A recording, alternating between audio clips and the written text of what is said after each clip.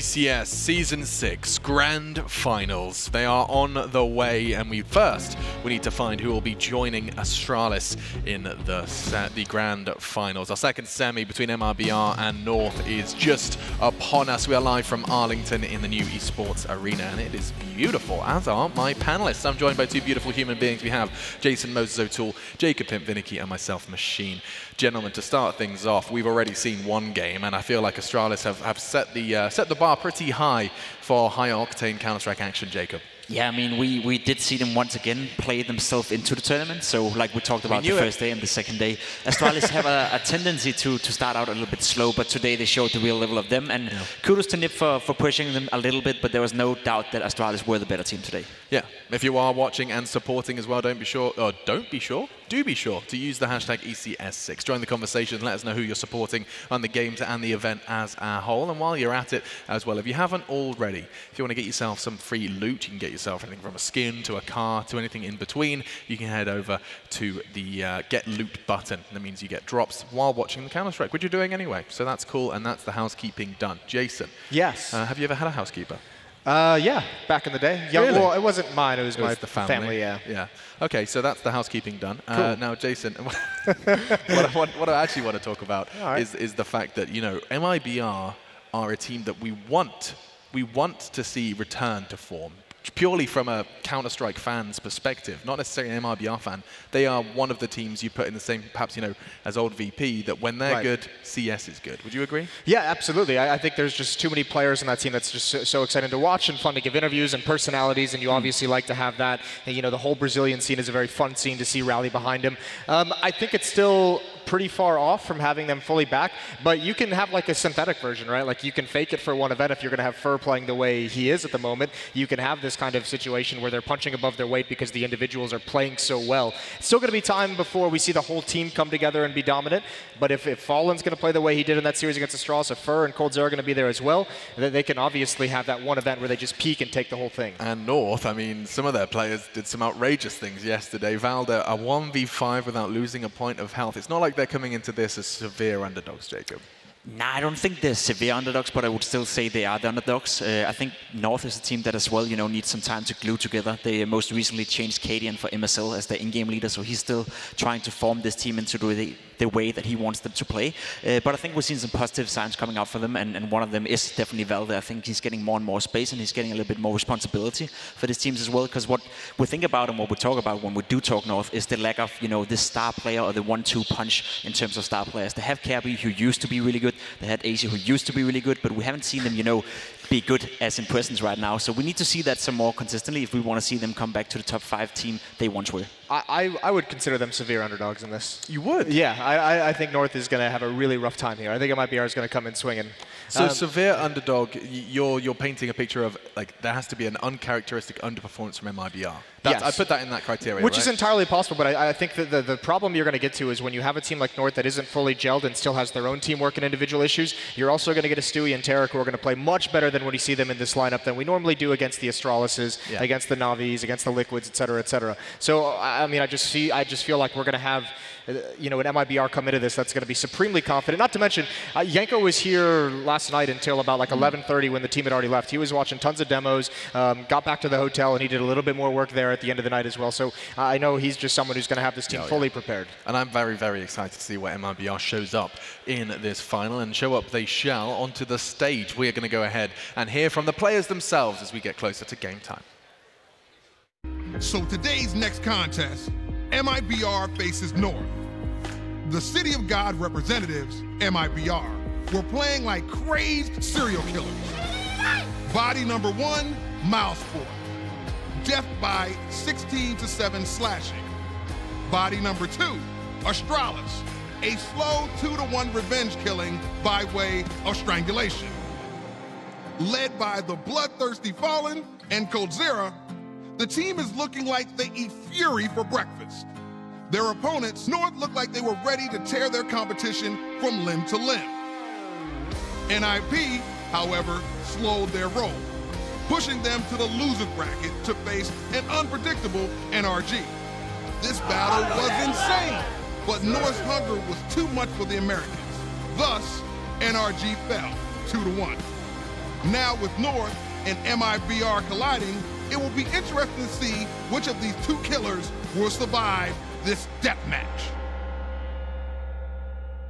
The players are going to be taken to the stage momentarily, and my goodness, I am just wiggling in anticipation because we have got an opportunity to once again see some of Counter-Strike's best players. You know what I'm hyped for? I want to see more of that Fallen Train game. I think that's what that could just whet my appetite for what we could have in this semi-final. Jacob, oh sorry, Jason, go jump in. No, he was phenomenal on Inferno as well, and I think that was the cool thing is you saw him actually challenging at top and head against Astralis, and then on Train obviously his characteristic stuff. But yeah, Fallen is going to be a huge piece of this team. Just at the moment, he's going to have to find a way to carry them through this rough patch they're going through. And out of interest, just because the question sparked in my mind and I kind of want an answer, between the both of you, if you had to make a list of the best AWPers in the world now, who would, like, genuinely, I think a lot of the candidates we would have said a year ago perhaps may have fallen from grace. I imagine Device, Jacob, is at the top of the list? Yeah, I think you have to, because he's just the most consistent right now. I think when you speak of pure AVP players and you speak of pure talent with AVP, you have to say Guardian, you have to say Kenny S. Those two are probably the best.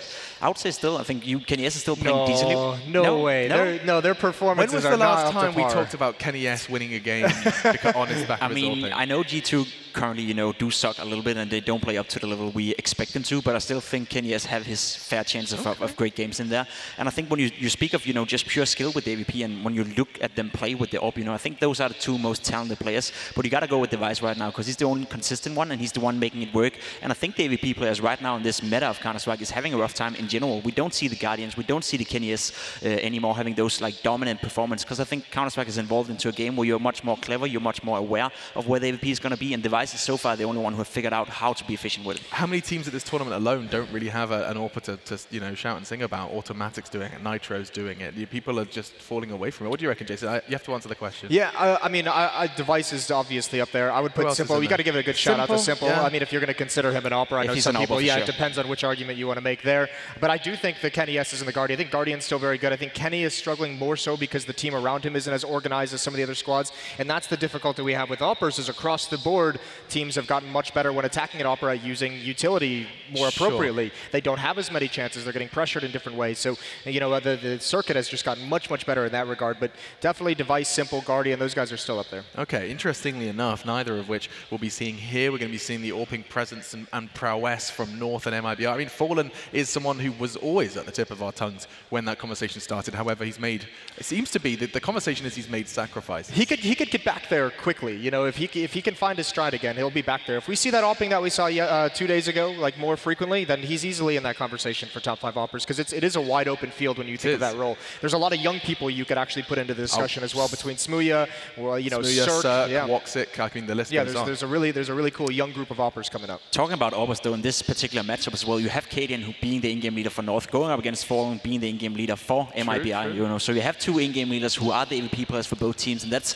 not normally something you see. Often you have one of your rifles being the in-game leader. That's the norm in this game, but it is quite interesting to see how Cadian will fare against a guy like Fallen, because there's no doubt, as Jason said, if he's playing to the same level yesterday, Cadian is going to have his hand full this game. Yeah, and calling against Fallen as well. I think that's like that. There is two very different battles going on between these two human beings here in Arlington. You've not only got to try and keep your crosshair in the right situation, communicate effectively. You're also playing a game of chess with someone who's already picked up two championship trophies. He's already a chess master. A chess grandmaster, absolutely. And I mean, that's going to be a challenge for him, especially because, correct me if I'm wrong, he is new to this role, right, Jason? This is a new transition for him. Who, Cadian? I think you'd know better. I don't think he's done any in-game leading. I know he was in-game leading on Rogue when he was over in the States and everything. So I think that might have been his introduction to it. I'm sure he's dabbled in it in the past when necessary, but I don't think he's ever been like a hardcore dedicated. Any insight, Jacob? Yeah, I mean, Rogue was his first team where he got to form the team as an in-game leader. He's been, as you said, standing in for teams and trying to in-game lead a little bit here and there.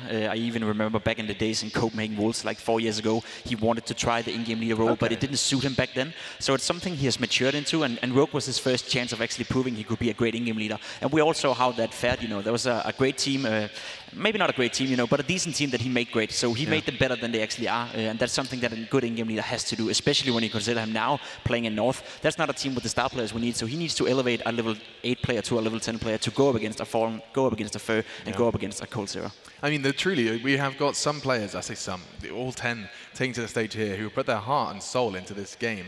I think back to Rogue, I think about Cadian and talking about the sacrifices he made. And of course, now he takes the stage in a North jersey. We are going to be seeing them clash versus MIBR, and it sounds like we're going to be getting the players up on the stage right now.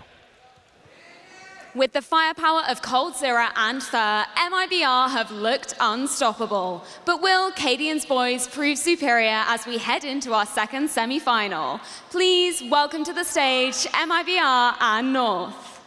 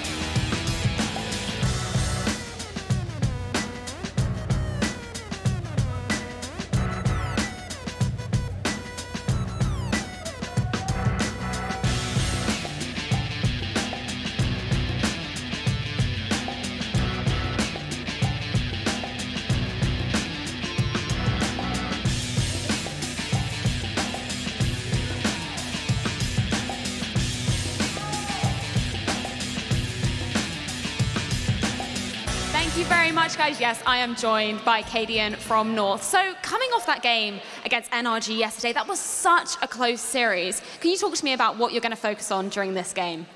I mean, it was great comebacks yesterday, and hopefully today we don't need to make the comeback. We're looking to try and get a good start, so I mean, that's one of our main focus points.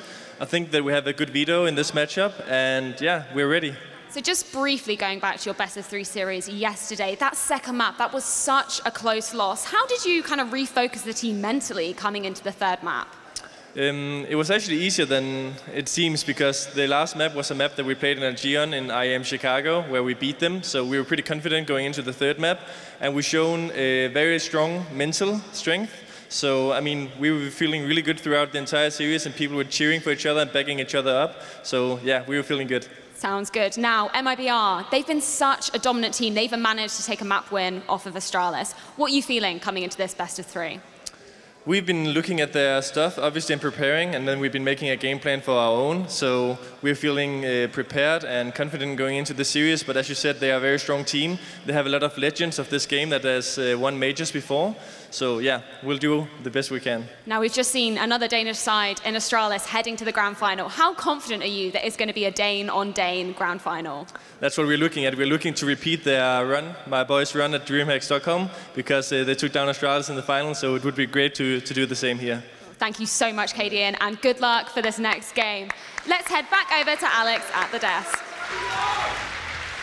He's a good sportsman, Cadian, and he's taken to that leadership role like a duck to water. Now looking forward to seeing exactly how far they can push MIBR. Now notice I didn't say a fish to water because it's still a bit awkward, you know, he likes to walk on land at times as well. But they certainly have found, you know, a degree of consistency to the Old North roster. I feel like we have more hope for what we'll be saying at analyst desks about this Danish roster than we did previously. And that's saying a lot, because, I mean, MSL and his team, they did have their peaks and troughs, Pimp. They did have, and you're pulling a funny face at me. Maybe you disagree. I mean, yeah, I don't necessarily agree with this one. I think, to me, changing Cadian with MSL is more like a changing, you know, It's like changing a soda, you know, you drink a Pepsi instead of a Coke. It's sort of like the same thing. You get the same thing in that one. Good. Cadian is a great in-game leader. He's a little bit inexperienced, so in that regard, it's not a good move in that sense. Obviously, what he brings to this team is new motivation and fresh ideas, and that's definitely something North needed for this lineup, and that's something you're often going to see in the beginning. You get this sort of like honeymoon period where everything works out, all the 4 players are a little bit more motivated than it may were before, and that's what they have to bank off right now. But we haven't seen that like crazy honeymoon period from North, and like normally after a honeymoon period, it slows down a little bit. So what we've seen from North so far, if this is the honeymoon period, I fear a little bit what would happen after the first, initial 2 months. Has there been a particular change in style or anything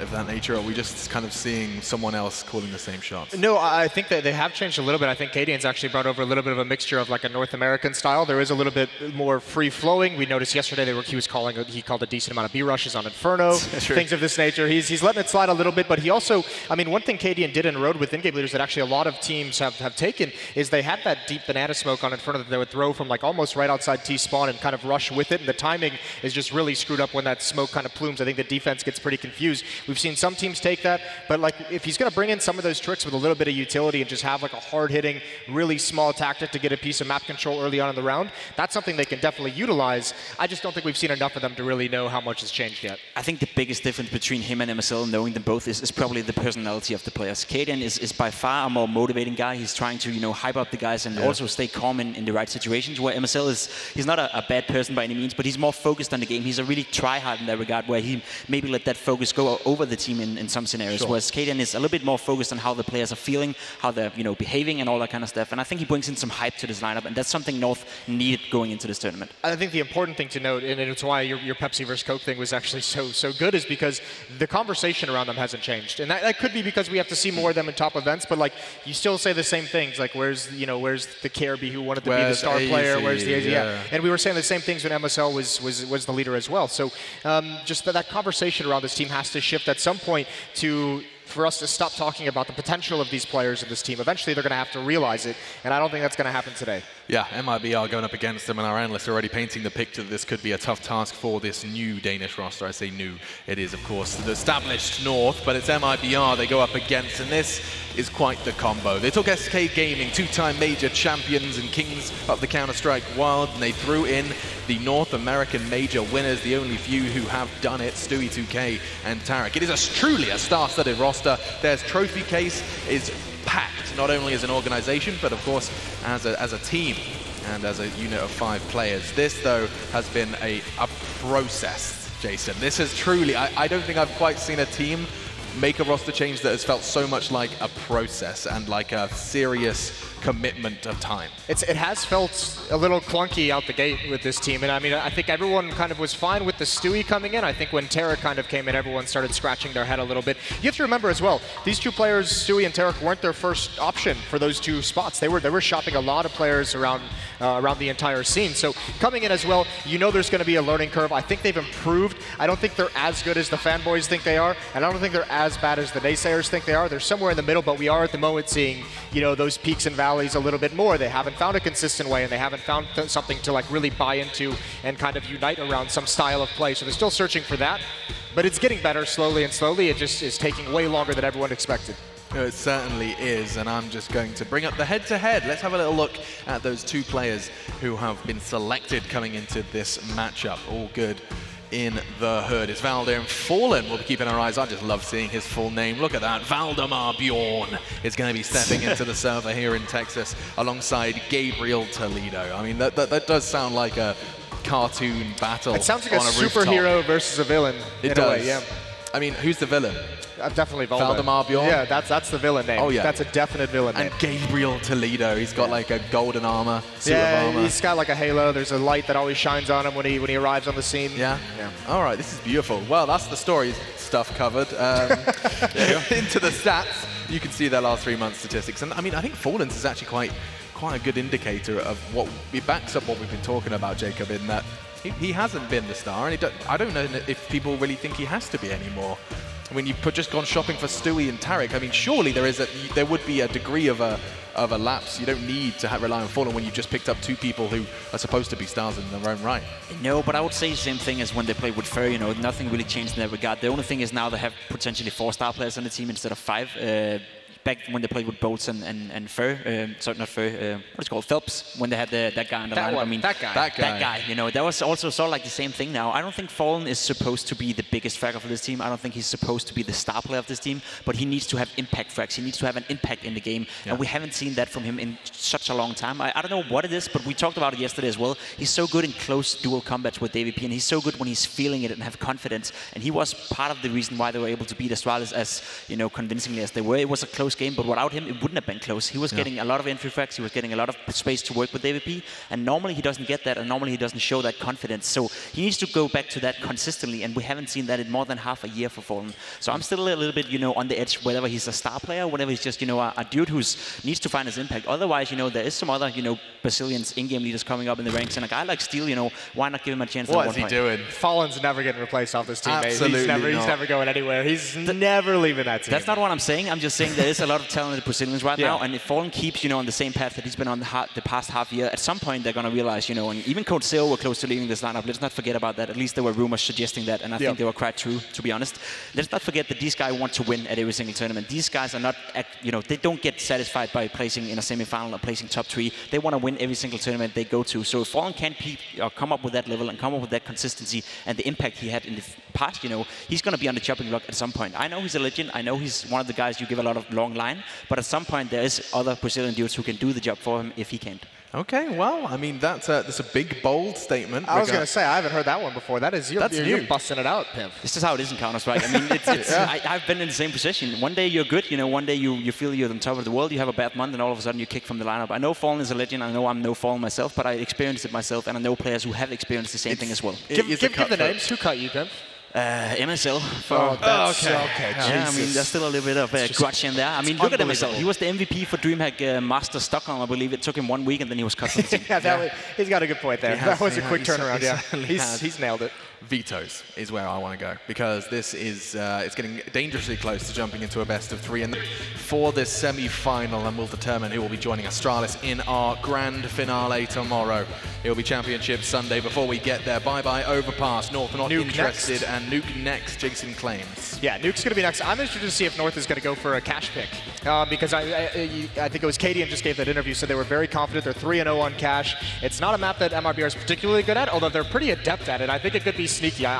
There is a chance if North picks that MIBR is able to steal that map away. I talked to Cadian this morning at the breakfast, and I told him and asked him about the video and what the thought process were, and he said, like, we screwed. We don't know what to do. We don't know what map to pick against them. Well, they picked Trade, which is where Fallen was an absolute baller yesterday, and historically he's been an absolute baller on that map as well, so they might have just dug their own grave a little bit. Exactly, and I think the reason why not picking cash is the fact that it's so untested, and I think MIBR is also a great team on cash, as you said, Jason. They only played cash twice, and it was against NRG, and there wasn't necessarily a pretty win. It was both games where they're playing from behind, so they're not feeling that confident in a cash, whereas MIBR picking Inferno, it makes sense, because we're talking about MIBR, but it's one of those maps that they, for some reason, keep picking and don't really deliver the results. Every time they lose, I know it's a 16-14, it's a 16-13 game, so they make it close, but they haven't been able to win the map consistently, so going, you know, up against another team on Inferno is not necessarily a strong pick either. And we're going to be saying waving goodbye to Mirage, interestingly enough. MIBR, they take it to Inferno, and I mean, this is probably no surprise to our analysts here that we once again get to see what? Never mind, I was going to say cash. No, MIBR were given the choice to take it to cash, a map we've only seen, what, 3 times from North? And yet they take it to Dust 2. MIBR thinks to themselves that they're one of the best teams in the world in Dust 2, which makes me quite surprised they didn't go for the pick here. So it makes sense that they have that as a third map, and I think MIBR is quite comfortable going into the veto process. But I've heard rumors, you know, and I've heard practice rumors as well, where they said, you know, we're just unbeatable on Dust 2, so why the hell don't pick it in a best of 3? I don't know. Astralis is pretty damn good on Dust 2 as well. I wouldn't go, you know, if I'm MIBR, I wouldn't be saying I'm the best team on any map right now at the moment. Either way, I mean, that would be cool if we get there. I don't think we're going to. I think obviously as well, if you're looking at Inferno as a second map, I think MIBR is going to be able to steal train North's pick, and then if you go into Inferno, I think there's plenty of research you could have done from yesterday, because the one thing North is definitely not going to have with the new endgame leader is a deep map pool, obviously, and also a deep playbook on the maps that they do play. They haven't quite gotten there just yet, and there's going to be plenty to be able to pick apart. So Jason has said 2-0 to MIBR is his most likely outcome. Jacob, the same question directed towards you.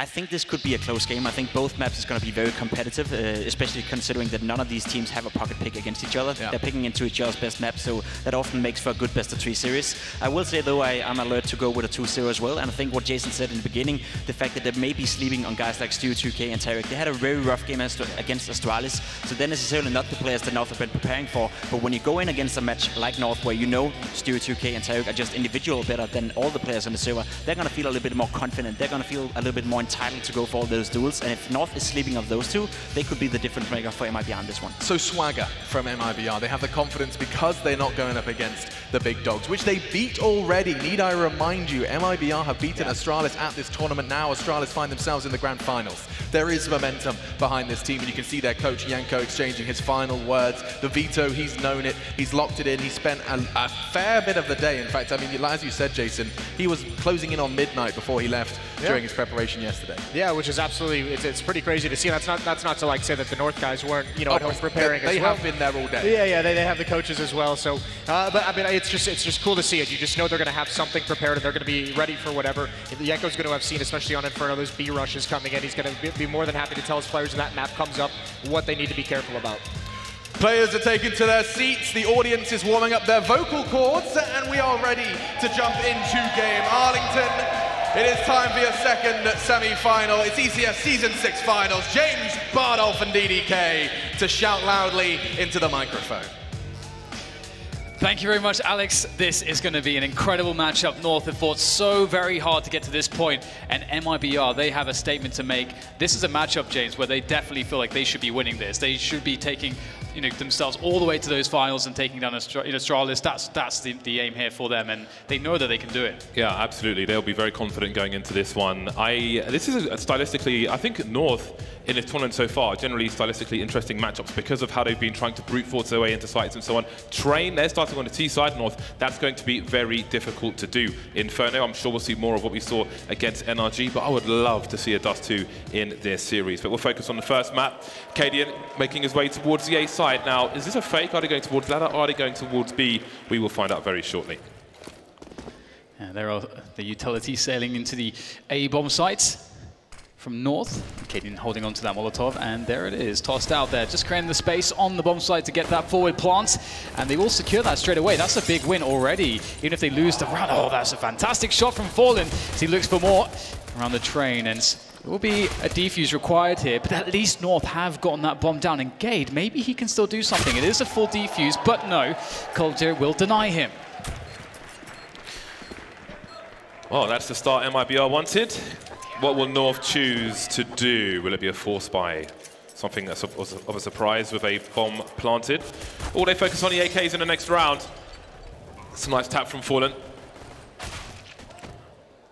Very dangerous team of players, MIBR. Fallen with a scout or an AWP on Train. Such a joy to watch. He calls himself the king of Train. There was a spectacular case of Train that we saw during the online season of ECS with MIBR, where I think he had like 37 frags or something. It was quite explosive. And we'll see if he can bring it onto LAN here on Train. And that's going to be a massive challenge for Cadian to try to deal with, as well as the rest of the team, because he really is a human cannon on Train, on the CT side especially. Yeah, it's definitely quite hard to deal with, and especially with everybody on MIBR just firing off individually. It's going to be quite the test. They have that good start. Obviously, North did pick up the bomb plant, so they have a light investment here, and are looking to get another bomb plant to really shore up that next round buy. We'll see Stewie trying to delay things with a smoke of his own after finding some contact. North will just have to wait it out. They do have a flashbang if they really wanted to go through that, but it seems like they are content to wait. So the question for people at home may be, what is the value in this round for North? The value is trying to take a weapon away. Worst case scenario, trying to exhaust as much utility as possible. An incendiary $600 versus a $400 of a Molotov on the T side. If they can get 1 or 2 kills, that is almost $10,000 in damage. So there is a lot that North can get out of this, which will play a part in the rounds to come. There's a flashbang avoided by Stream, makes his way to the high ground. There's one taken out. The bomb's getting planted in the smoke, so there's bonus money for North. That is more than they could ask for in this situation. You don't often see a bomb plant in a round such as this with no Kevlar and so on, but here it is. Yeah, I really like this round from North. This was beautiful. They played for the bomb plant, and you can see that they have a specific strategy to achieve it. Actually sending players on the upper ground where it's going to be a bit easier to get out with the combination of the flashbang and the high ground smoke, and then the low ground smoke for the side plant. That's actually really cool. I don't think I've seen another team do it quite like that. So North, you know, obviously really well prepared for this matchup against MIBR, and that extra cash from that second bomb plant is going to give them all the nades that they could possibly want, and a little bit of extra cash saved for a rainy day as well. But Fallen, king of train, you say, James, he's got the AWP already on round 3. AZ had almost $7,000, but he didn't drop an AWP for Cadian, which is interesting. They go with the 5 AKs. I don't know if that was a mistake or not, because there was a delayed buy from Cadian. Sometimes you can see the players thinking as they make their buys. Fallen, of course, on the AWP on round number 3. Now, if North are successful, maybe they can pick up that AWP. They've currently got 2 players moving towards Ivy. The first smoke has come and gone. And coldzera will be watching that from an off angle. 2 players around connector from MIBR. Stewie, though, taken out with a pop flash play upper B. They know 1 more player is there. No rush into B from North, but it's a good start for them. Yeah, you're taking some map control away. Of course, on train, it's always a bit odd because you're either on a bomb side or you're not. You're sort of on the extremities at all times. So we'll see what North can convert here. Obviously, holes are created in the defense. MIBR have decided to put 2 players on B. Sometimes a CT side will have 3 on A in this situation and 1 on B, just playing for a retake scenario. But MIBR, perhaps they have a guess. And you can see it's very dodgy here. You know, Cold has to watch the alley. His back is essentially being covered by Fallen from time to time, but Fallen has to move between a few different spots as well. They're not sure if someone's in back lines as well. So there's all kinds of problems here with this defense for MIBR. Cold is going to be flashed. He's going to have to get some kills here. Look at the time, though. It's not ideal. That's a great start for coldzera on the A bomb site, taking the bomb out. Fallen flying forward into some bullets, however, but that will be another trade. The 1-man advantage continues for North as they look to plant the bomb. It is, they have control of Ivy as far as the smoke is concerned. And the last 2 players will be heading towards Pop Dog. No idea if anybody's in there, and it is Cadian. 1 and 2. I'm sure the AWP of Fallen will be collected in the E box. Maybe not. They would love to grab it. They don't get it. But they have sent MIBR into an awkward spot. coldzera got $2,000, and Fur's not too far behind that. 3 players can buy, and it seems like they will force it up. Yeah, that's really nice to see with the AWP as well. Can always make something happen, especially if it's MIBR. And I'm looking forward to seeing what Tarek can do with that naked AWP. I'll see North with the flashbangs onto the outside there, trying to slow down any approach quickly to T-main from MIBR. They will play really passively, though, MIBR, with what they've bought. And North have to have that consideration in mind. You know, they know that the situation is weird for MIBR, that they might force buy here. And Tarek be flashed, but actually he's got full vision. Oh, he misses the shot. That's very misfortunate, but still picks up 1. Looks for the second, and he is a big problem. They're going to have to find a way to deal with him as they progress further forward, but Tarek is still standing large and in charge. Here for support as well with the MP9. Here's the bomb being planted. Looks like he wants to use that to take liberties with his position. Kiabi eventually goes down. 1 player's by the smoke. They've got to find some kills here, North. They've got to find some answers. Tarek's missing too many shots. Oh, he will take out Valde immediately, though. Now we'll leave Cadian in a 1 versus 2. coldzera only on a CZ for now. Picks up an AK. Now where could Cadian be? He does not know that coldzera is now on the high ground, moving forward straight into the crosshairs. And MIBR will fight back with that force buy and take their 3rd round. Bomb planted for North. So I think the war of attrition may continue because most players are above $4,000 for them. Yeah, that was very scary there for Tarek. He does get 3 kills in the end, but as you mentioned, we do see a few missed shots, and sometimes in Counter-Strike at this level, you don't really get the chance to miss those shots, but he did have excellent support from his teammates, and Valde wasn't spotting for that position, so just enough space for Tarek to work with to secure it for his team, and another defuse is in, and as you say, it's very fragile stuff here for MIBR. No money left in the tank, neither North as well. This is looking like it could be worth 2 for the team that wins this round. It's going to be very interesting to see whether or not North can break MIBR once again and continue this war of the force buys. As Cadian looks for an opening pick with his AWP. It's so scary when you're playing the pick battle on this map of Counter-Strike. These angles towards T-main can be so much based around timings.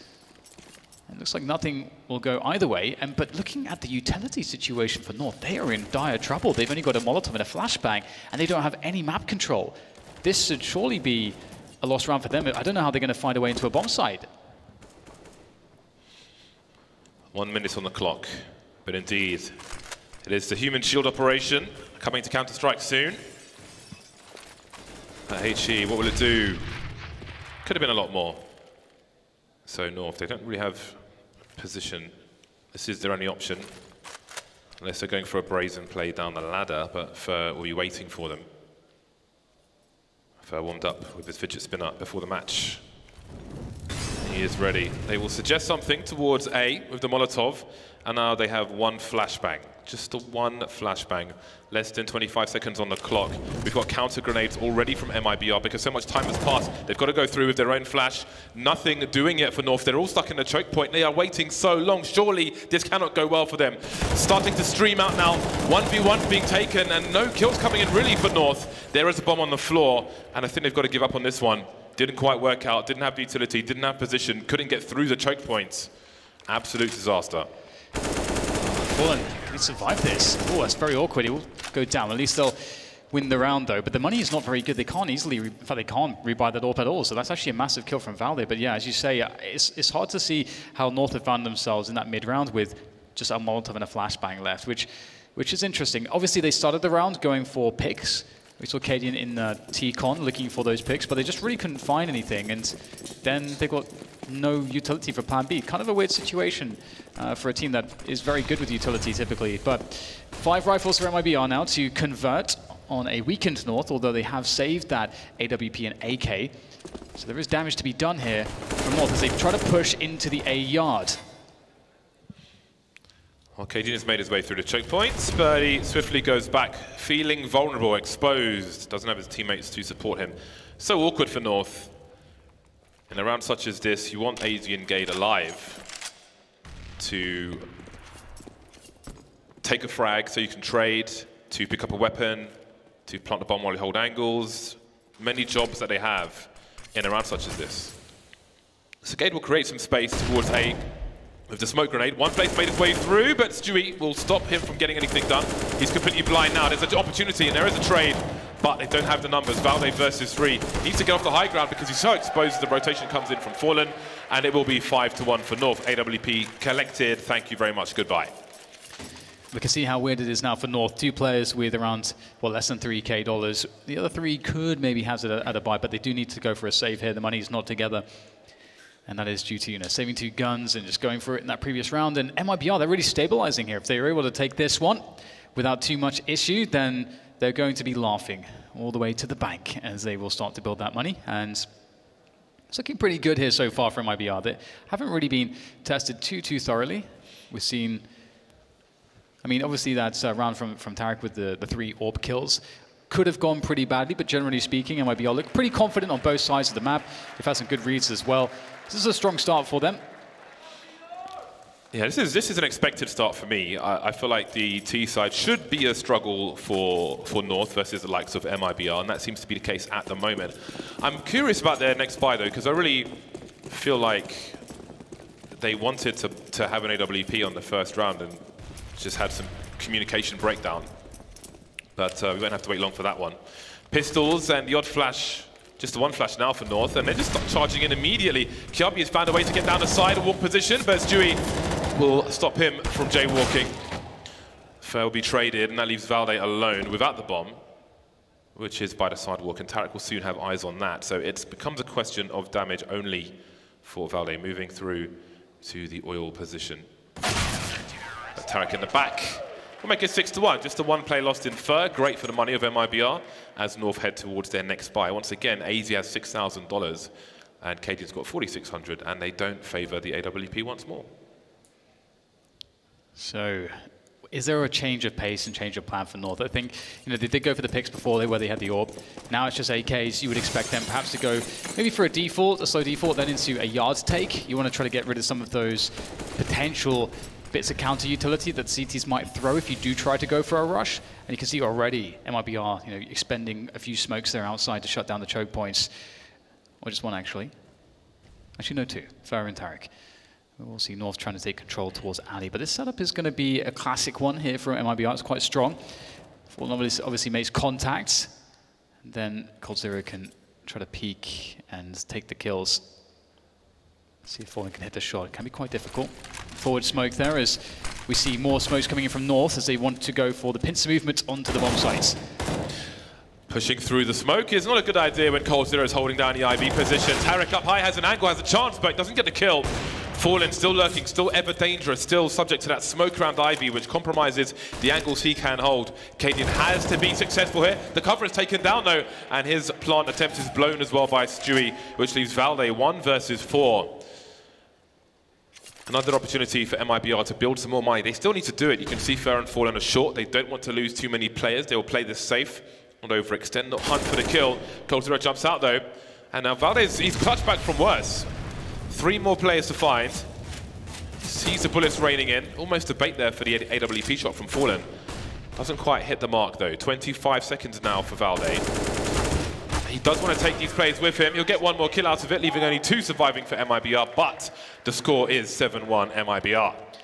I feel like that could have been a much stronger round for North. You can see that they wanted to go for this triple-pronged attack. Normally, you would see a T-side do that only once they know that they could push the CTs back from Ivy. If they had more Ivy control, I think that round would look a lot better for North, but you can see that half of the push just dies at Ivy, and that really hamstrings the entire efforts. So we'll see if there's any adjustment there, but they've only got 5 nades here to speak of, only 1 smoke, and they're going for a fast play outside. Fer will go down straight away. Tarek is very close. He can't get more than 1. That's a problem, but coldzera is there. Fallen is there. They still have a good defense here. It is a 3 versus 3. They're all playing together. MIBR can still field a very, very strong fight on this bomb site. Fallen moving around the train. He loves this. He thrives in this situation. Got to be careful on the corner of the train though, because if someone's holding an angle, they'll see your legs before you see them as you move into a peak. He'll create some presence around connector and start to rotate. As the smoke dissipates, Cadian will be spotted. Stewie's being dropped in the meantime. Fallen back to connector. coldzera towards an IV position, just continuing to get frag after frag. Kiabi has 1 minute to find 2 frags and or plant the bomb. They don't seem to have any idea where he could be. As time passes, he may get a 1v1 opportunity per site. Fallen staying close to connector at the moment, but maybe these footsteps can be heard. So the bomb will go down at the very least. That's something for Kiabi.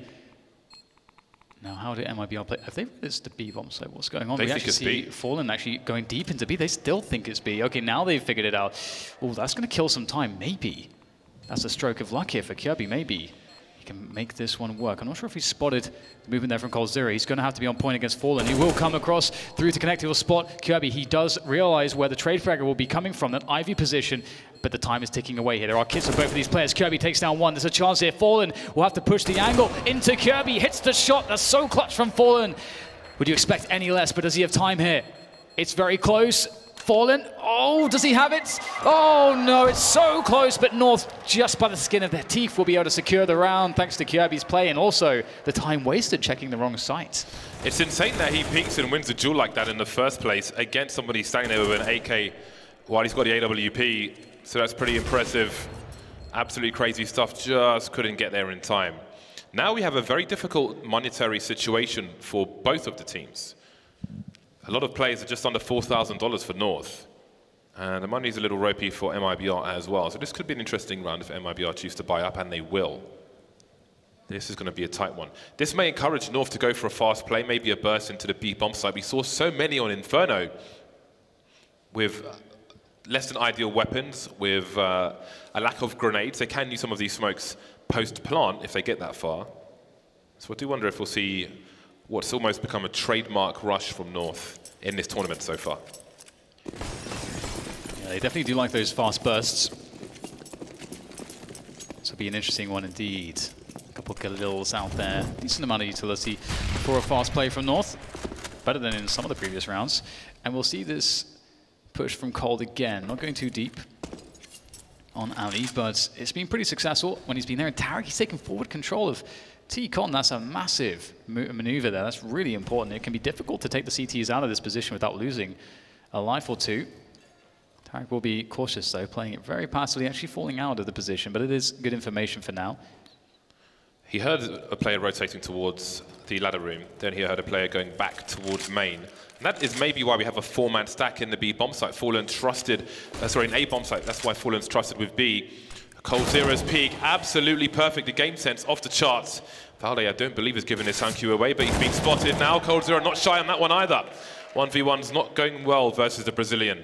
In the meantime, they know it's likely that there are North players around main looking for a split of the A site. 3 versus 5, this becomes very hard indeed.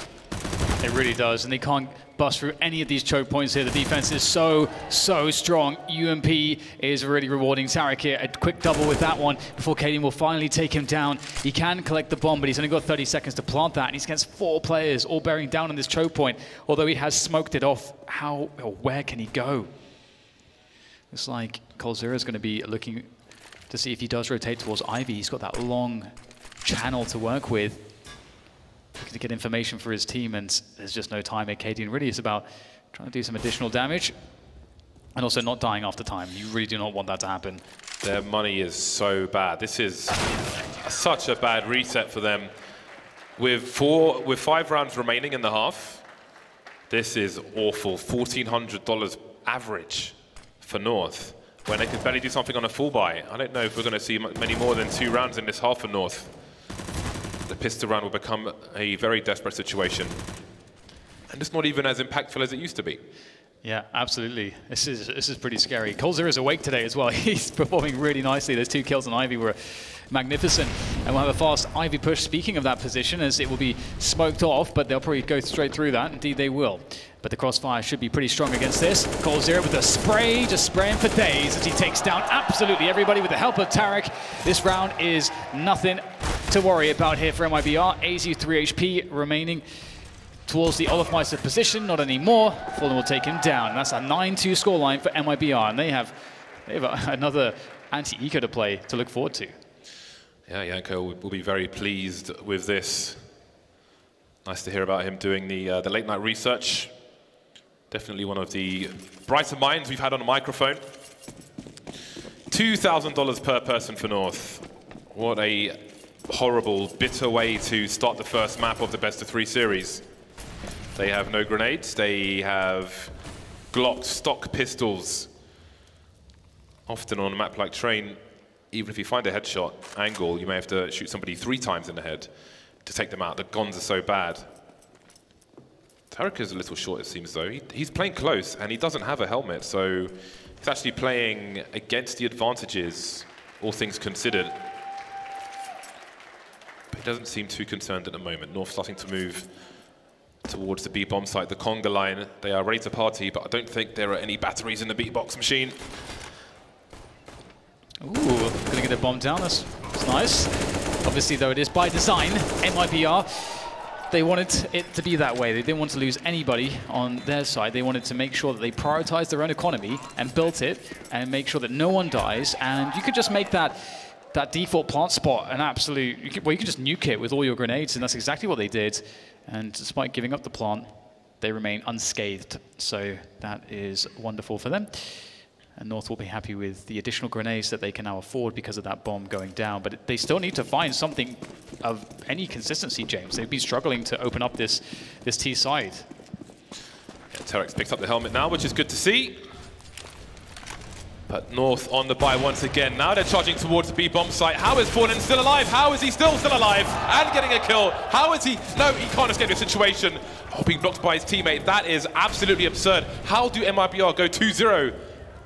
In that spot. God, that's ridiculous. There's no science for that. That is insane. I don't even know. Were there like more flashbangs for his teammates? I don't know. There was 2 hero flashes there saving him. That flick shot as well. My God, that's just classic Fallen.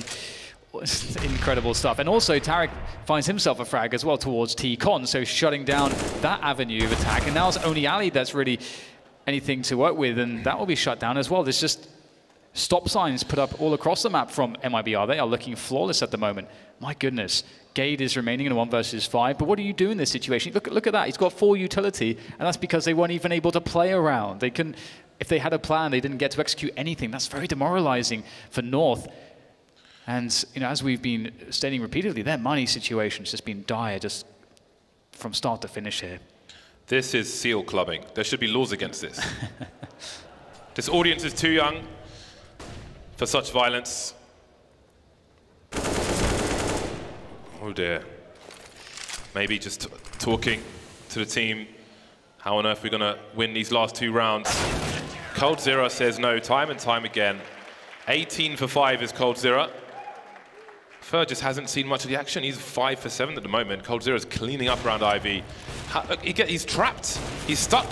They both face, but there's a perfect flashbang from I don't know where.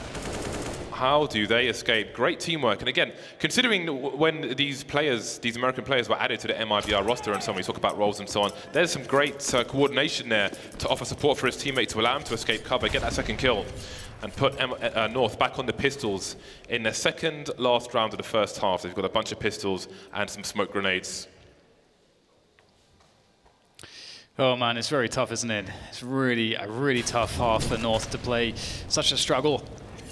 Everyone is all aboard the struggle bus at the moment. We'll see Stewie tossing in an extra grenade there. If they were trying to line up any grenades, that's one of the spots where they would stand. And so it's a really nice one to throw from Stewie. Does so much damage to KD and down to 10 HP.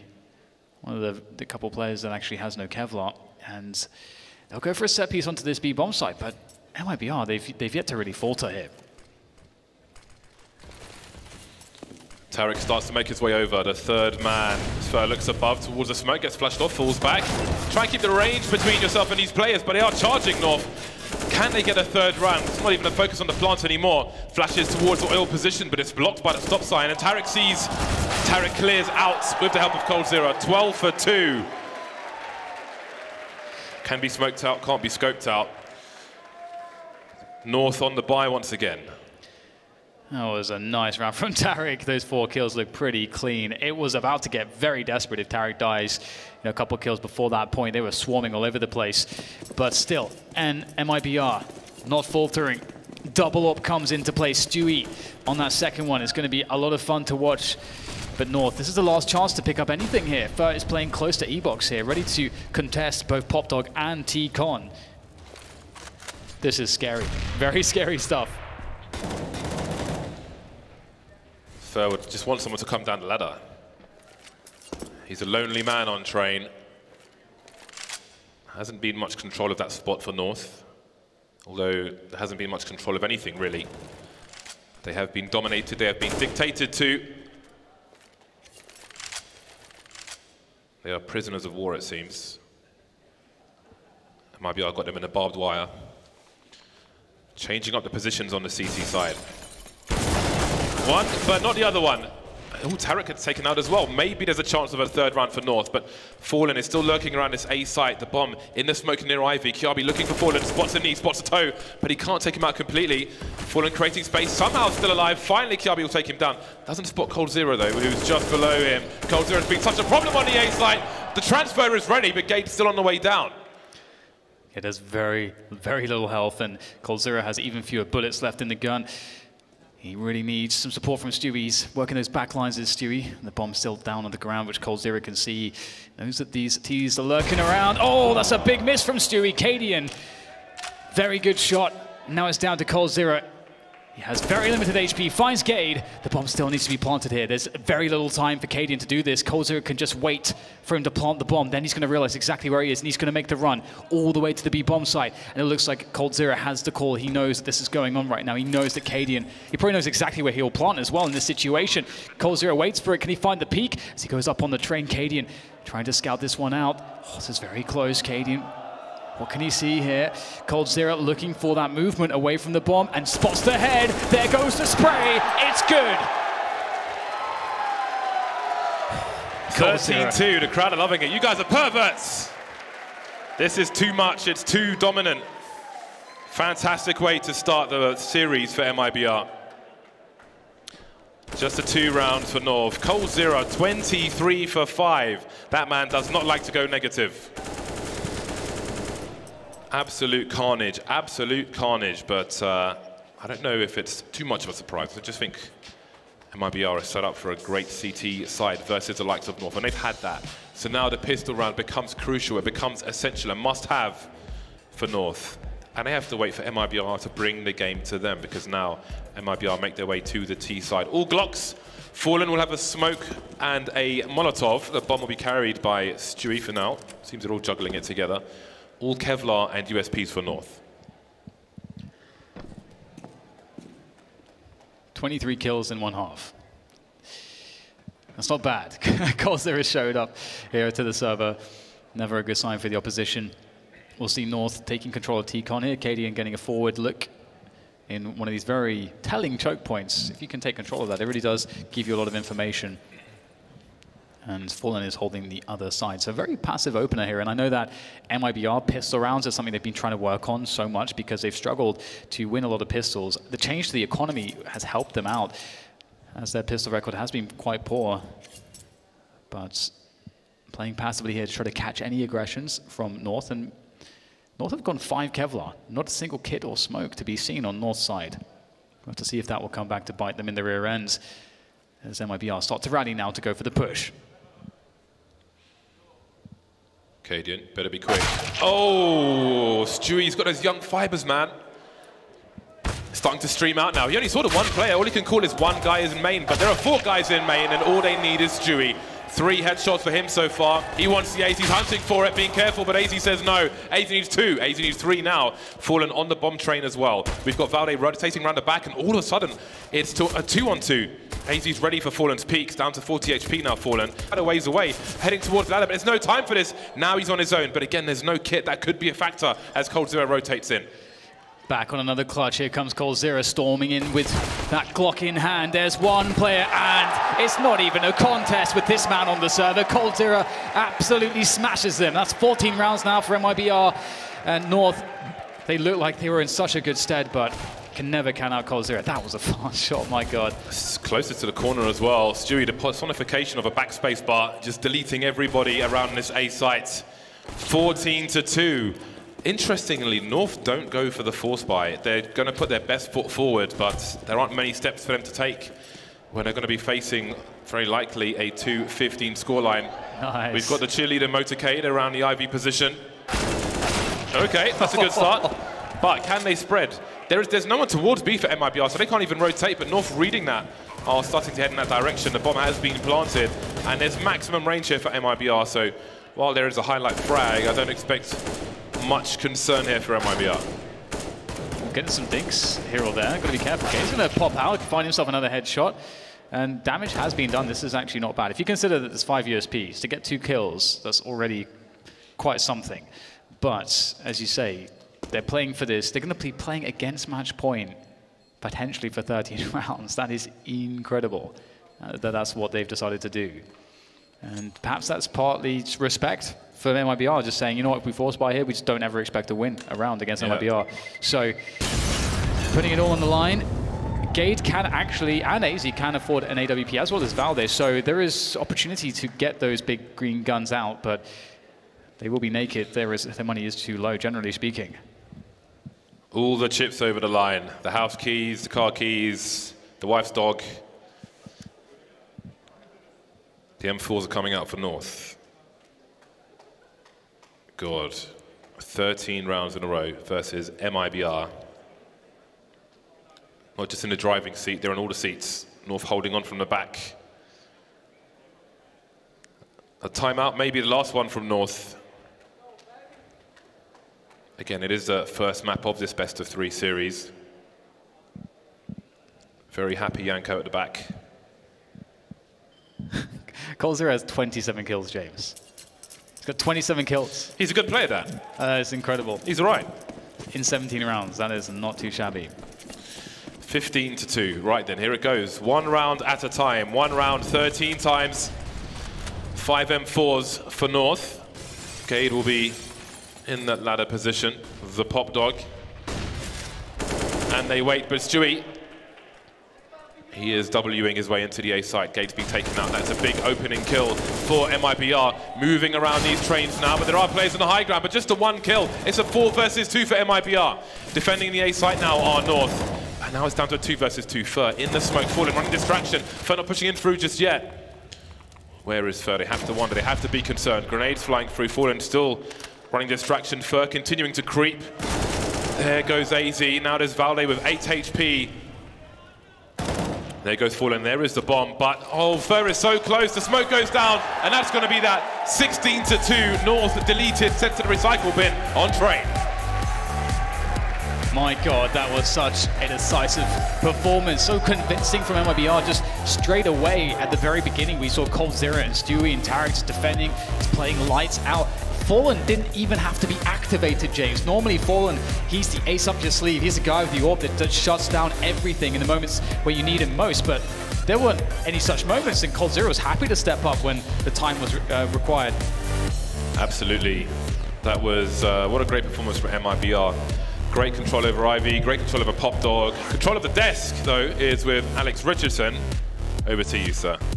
I was desperately trying to find the stats. I couldn't do it in time. I know one thing is for sure, though, and that is that MIBR destroy on Train. It's twice we've seen it now. Not only was it Fallen on the first, but this time, as we head in towards our semi-final, it's the whole damn team. coldzera reminds us why he was part of the world's best player conversation for so many years. We do have Moses and Pimp joining me, and I mean, not too much to really say here, Jacob. This was a systematic destruction of a team that have impressed previously. Yeah, and I think all of the players from MIBR had their moments to shine. I think Stewie 2K and Tarek in particular had a great game. We talked about it as well in the beginning. Yeah. You know, them giving a little bit more confidence and a little bit more freedom against a team like North, who don't have this like individual star power to go up with the great aimers of Stewie 2K and Tarek. So I think this was just simply an outclassed performance from MIBR, and they showed who's the big dogs on Train.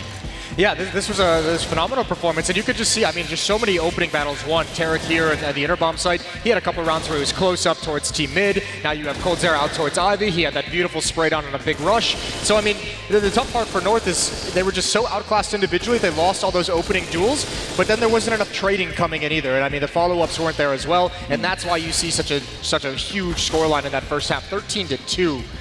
And yeah, Stewie and Tarek had good games as well, but obviously you can see coldzera leading the way. And this is kind of what you want to see out of MIBR for them to be playing well. It's not going to happen too often against the better teams we have in the circuit, but like this is how it's designed to kind of be, you know? coldzera obviously beasting, Stewie and Tarek being solid, Fur and Fallen with their impact, and that's kind of the recipe. Here's another stat that isn't on the board. It's that MIBR had 20 multi-kill rounds. Yeah. Now, 20 multi-kill rounds, that doesn't make any sense.